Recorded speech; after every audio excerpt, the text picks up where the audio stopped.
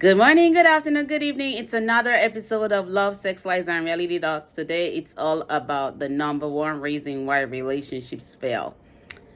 It's not finances. People always say a relationship is failing because we're arguing so much about finances. We can't get it together. She wants to shop. He wants to shop. She wants to keep the money. He wants to lavish. He wants to get some toys. And it goes back and forth. Or somebody's not spending enough, somebody's spending too much. You all have that fight about money. But that's not the main reason why relationships fail. And then you also have it's a communication problem. To some extent, communication plays a role in it. But the number one reason why relationships fail is because of unhealed trauma. When you're not in a self-healing place with yourself, you can't communicate with yourself. That's why the second reason for relationships failing is communication. Lack of communication with yourself and lack of communication with your partner. Lack of communication with other people in your life. Trying to be taking everything in and just building on the blocks and stashing up and hoarding all the problems and all the trauma and all the emotions without really allowing yourself to evolve from and learn from that space where you are. And you end up becoming someone in a freeze mode. No judgment here. We're just always facing reality. And so when you're in the freeze mode, you can't communicate well. You can't relate well. But the number one reason, like I said, is trauma. All of us have been traumatized at some point in our lives. And I know some people will say, no, I don't have trauma. We all have trauma. Let's be real. Either it's the societal trauma, or it's the generational trauma, or it's the individual childhood trauma. We all carry some amount of trauma. And healing is a lifetime process. It's not a one-time shot.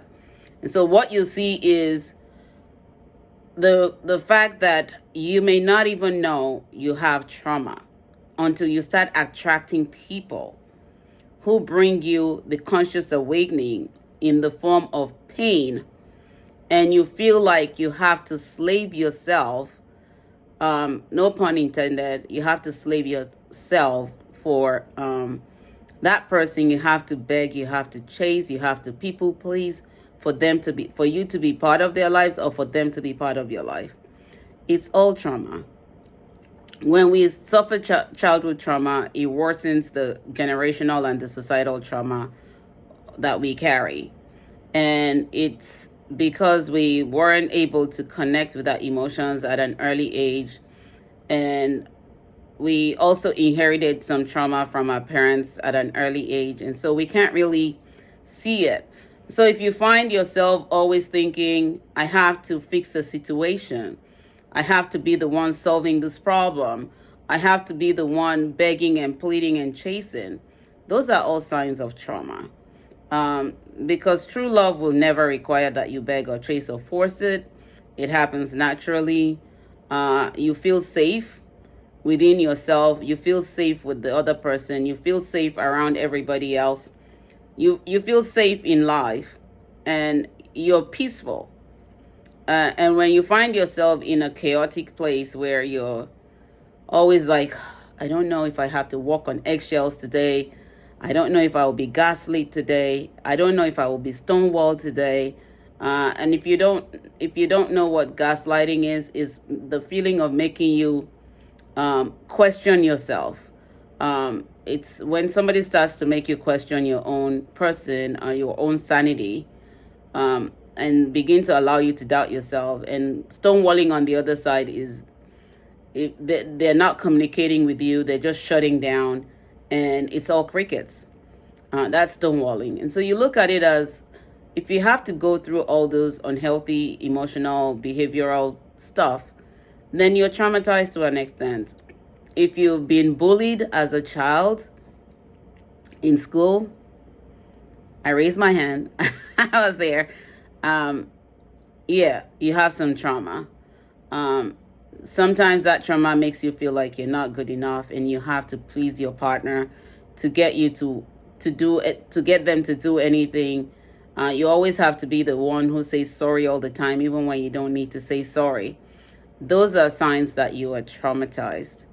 And to heal from trauma requires a lot of work, because we tend to develop unhealthy coping mechanisms around the people that traumatized us. I have to tiptoe. I have to walk on eggshells. I have to be careful what I say. I have to people please. I have to cook. I have to clean. I have to do whatever they tell me. And you don't have control of your own life. They are in control of your life. It's like holding a remote control. And if they say jump, you jump without questioning. If they say stomp your feet against the rock, you stomp your feet without questioning. But reality is, when you are in a space of love, you're able to question and reason, and you're not also in a place where you're arguing. You're able to reason, think before you act, reason before you react, like I read in my book, Beyond the Pain. And you're able to come to the meeting of the minds together and say, you know what?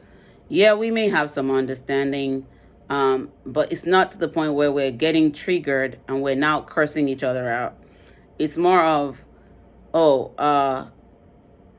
giving yourself some breathing space and then coming back to regroup and say, you know what? I'm sorry I said that to you. I felt this way. And then you understanding how they feel and then acknowledging their feeling is valid, and then making progress, discussing and finding resolutions. That's what happens in a healthy relationship. But when you're traumatized, it gets to the point where somebody wants to use the trauma event that's going on within them to go and revenge somewhere. Oh, you know what?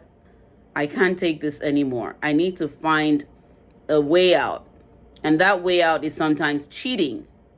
And I've written 2 articles on my website that you can look at on cheating. People don't cheat because they want to cheat. People cheat because it's trauma. It's repeated patterns and cycles. And they're not cheating on you alone. They're also cheating on themselves. And that's a topic for another day. But the main reason why people have relationship problems is trauma. So if you look at it, if you're in that relationship right now and you and your partner feel great about each other, but you don't know what to do when you start having that that bottleneck or bottle head together, and you bump into each other all the time, and it's escalating. It's time to take a pause and get support. Get support to unlock those hidden traumas that you're not consciously aware of. Traumas will cause you to have triggers: anger, resentment, bitterness, strife. All those things come up because there is hidden trauma that you're not healing from yet. And so the goal today is to help you identify ways to start recognizing your traumas. The first thing is when you're triggered, before you connect to that emotion. And triggers are good because they're like conscious awakening moments. I never agree to people who say triggers are bad. Triggers are conscious awakening moments. They bring you enlightenment.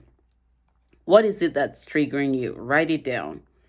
Write down how you feel. Write down the emotion. Give the emotion a name. Happy, sad, mixed feelings. Write it down. And then look at the emotion. Is it only from that experience that you're going through now? Or does it remind you of something from the past? That's how you begin to uncover your trauma. If it's something from the past, dig deep into the root cause of it. When you dig deep into the root cause of it, you begin to enlighten yourself. Journal it down. Put a date to it. What did you learn? Document the lessons learned. Forgive yourself. Forgive the other person because they didn't know better then. But now that you're gaining a conscious awakening moment, you're knowing better. So you can better evaluate the situation and see what happened at that time. And remember, your situation is unique to you. Even you may have similar situation with other people, but it's not the same experience. Your experiences are unique to you. So learn from your experiences. Make sure that you're uncovering things from your experiences. Get professional support where needed. As a coach, I'm going to be open with you because it's all about transparency and honesty and reality here. As a coach, when I started healing, I have three coaches. I hired three coaches to help me through the process. Today, I have a coach and I have two therapists that I see for things, not because I want to, but because it's part of the healing process. I like coaching better because coaching helps you uncover more through thought provoking questions and helping you open your think tank. Nobody's thinking for you in coaching. You're thinking by yourself, you're coming up with the solutions by yourself. And that's one of the things I enjoy about coaching other people uh, on, because it's you really coming to know yourself and you really coming to be the master of your own life, with God guiding you because you can't master everything on your own, with God guiding you through the process. And so the more you look at it, the more you have to do the work. And once you start doing the healing work, you can't quit on yourself in between. You can take breaks, but don't let your breaks lead you to relapsing, because it's easy to have rebounds when you're healing. And if you have rebounds when you're healing, you may find yourself going back to the same patterns and habits and then giving up on the healing process. But the moment you start to heal, the moment you start to see yourself like taking baby steps and saying, you know what, I'm journaling my progress. What have I learned about myself today? What did I learn about the other people I'm inviting into my space? The more you do the work, the more you see the results. And at the end of the day, you look at yourself and laugh.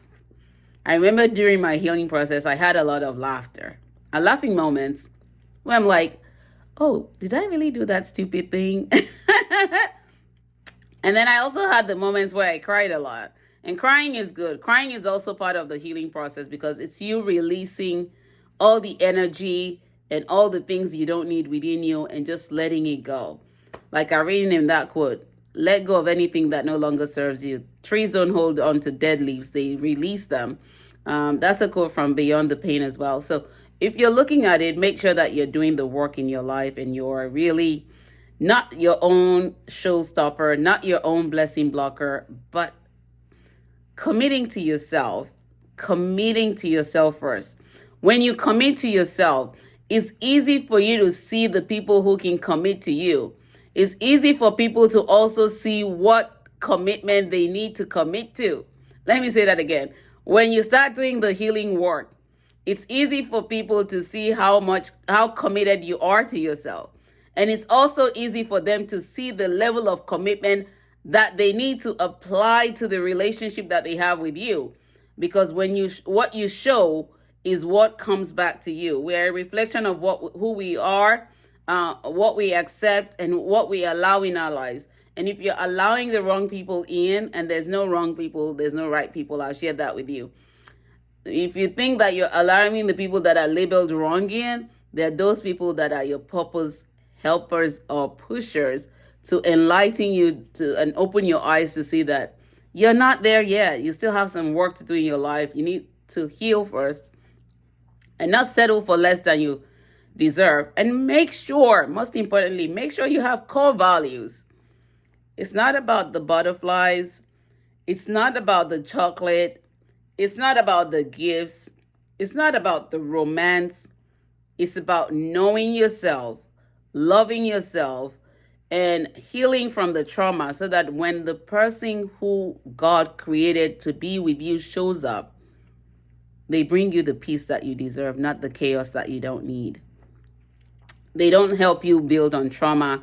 They help you heal from the trauma. Let me say that again.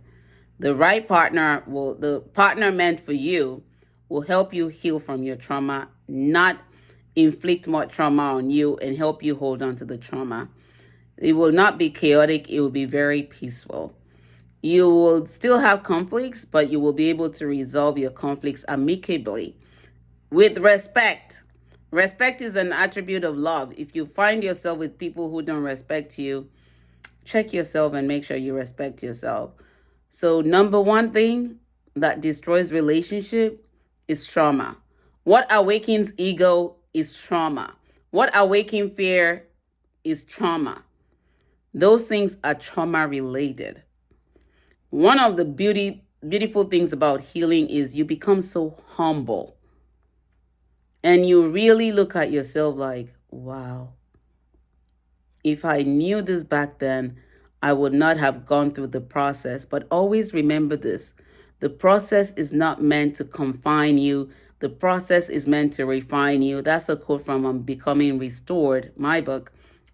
And so you have to understand that every stage of the process brings you to a higher level of self. And the more you gain the conscious awareness, the less you would attract people who bring you more into a space of trauma than a place of healing and love. Love is what we were all born with. Love is what we were all created with. And until we come back home to ourselves to understand the true self, not the one we camouflage, we will not get to where we need to get to. Until next time, you take good care. God bless. Talk soon. Bye.